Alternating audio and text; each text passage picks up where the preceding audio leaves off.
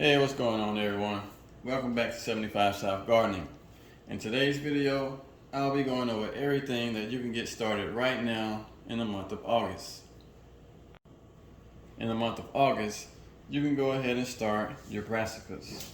The first on my list is going to be cabbage. You can also start broccoli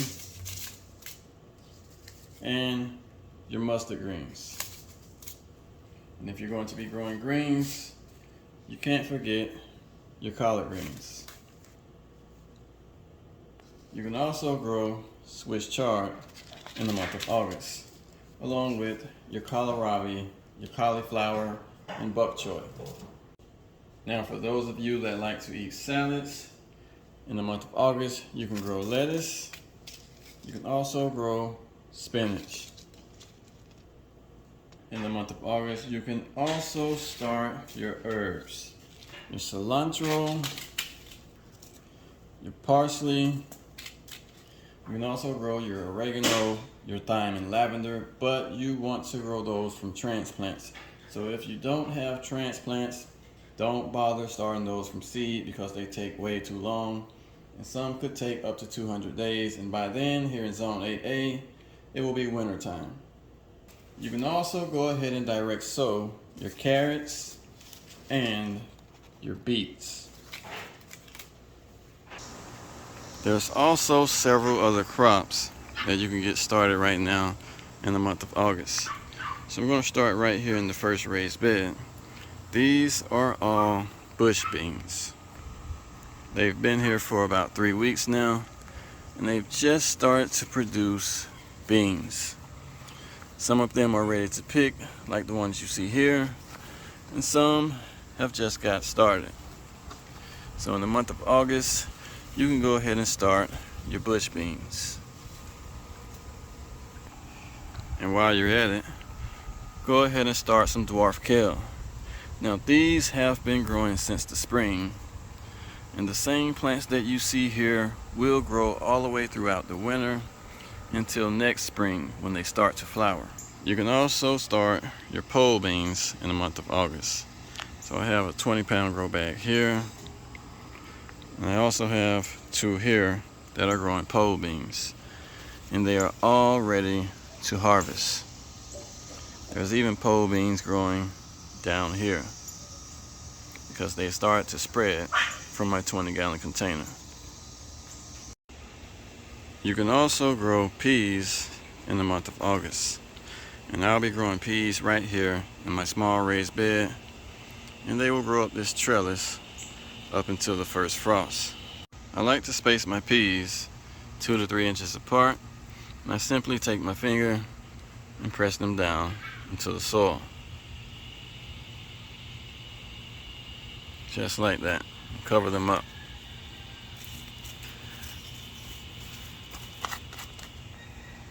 Now right here, this is an old cucumber vine. And the reason I didn't pull it up out of the soil is because I like to leave the old vines or plants' roots in the ground. That way, as they decompose, your worms, bacteria, and fungi will feed on them, and later they will be available nutrients for your plant. And that is the best way to increase the health of your soil. And always remember to save some of your peas and let them dry out. That way you don't have to buy new ones from the store. These were all from my spring harvest. In the month of August, you can also grow onions. Now for those of you that are growing these to eat, you want to make sure that you're letting your onions grow near the top of the soil. If you bury them too deep, they will probably be tiny, like the one that you see here. You can also grow cucumbers.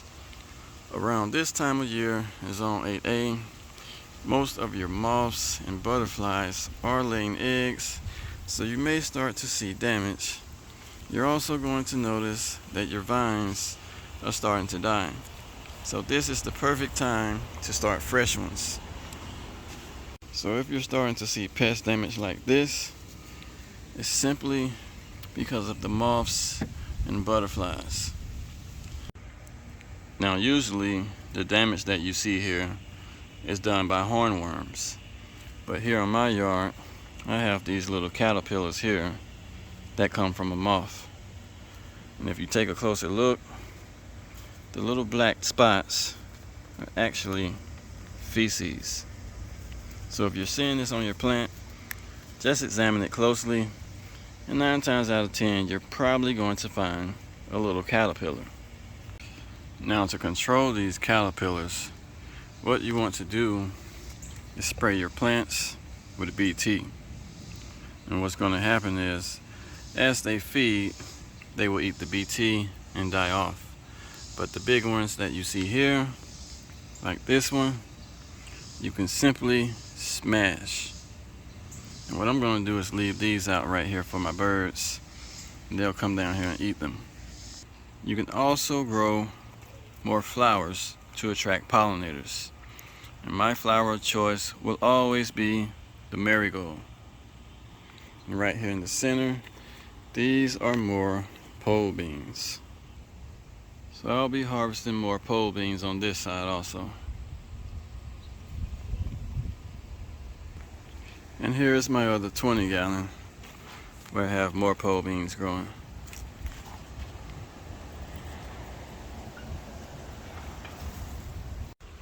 You can also grow basil in the month of August. Now the basil plants that you see here have started to turn yellow due to all of the heavy rainfall that we've been having. And I also have seeds that are ready to harvest. So what I'll be doing today is removing all of the basil plants that you see here and starting new ones. I also have some here in my 5 gallon bucket.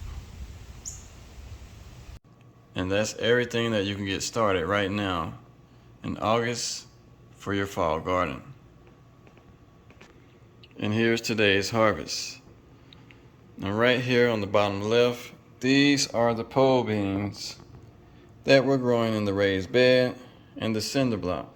I'm not sure which variety they are, but the ones on the top left are all Blue Lake stringless pole beans. And right here on the top right, these are all Kentucky Wonders. And down here in the right corner, these are marigold flowers. Now for those that are new to gardening, always harvest your marigold flowers when they die off like this, because inside of this flower there are seeds. So once you grow marigolds once, you never have to buy seeds again. And right here, this is more pole beans and bush beans from the past 2 weeks. And for those that are interested in learning how to grow bush beans, I'll leave a link below in my description. And here's my basil harvest. Now these won't be going inside until the leaves are picked off and rinsed. I might even dry these outdoors. You want to dry these somewhere in the shaded area where they can't get wet. You don't want to take them in your house immediately because there may be small bugs that are hiding underneath the leaves. And that's pretty much it for today's video, you guys. Always remember to plan your garden with your health in mind.